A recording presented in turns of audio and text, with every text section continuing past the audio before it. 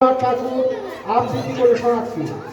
মাথার উপর আছেন রবি, যিনি জগৎ করেছেন আলো, আরেক রবি বিশ্বকবি, তিনি এই ভুবনকে বেঁচেছেন ভালো। জাতীয় সঙ্গীত গানের কথা লিখে গেছেন বিশ্বকবি রবি, তাই সারা বিশ্বে ছড়িয়ে আছে এই মহাপুরুষের ছবি। এই মহাপুরুষ থাকতেন যে তার শান্তিনিকেতনে উনার বাড়ি, উনার লেখা সহজ পাঠ বই হাট কবিতা কুমোর পাড়ার করুণ গাড়ি। গীতাঞ্জলি লিখে তিনি নোবেল পুরস্কার পান, বাংলা বাঙালি গর্ব তিনি উজ্জ্বল করেছেন ভারতের মান। 1911 সালের 27শে ডিসেম্বর প্রথম জনসমক্ষে এই গান হয় গাওয়া, সেই দিনটিতে জাতীয় সঙ্গীত হিসেবে ভারতীয়দের বড় পাওয়া।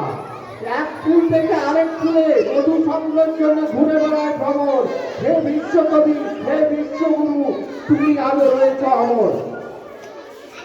তোমার লিখতে গেলে তা কখনোই হবে না যে শেষ, তোমার এই 163তম জন্মদিনে সাড়ম্বরে পালিত হবে যে গোটা দেশ। তোমার গল্প, নাটক, কবিতা পড়ে আমরা কত যে শিক্ষা পেলাম।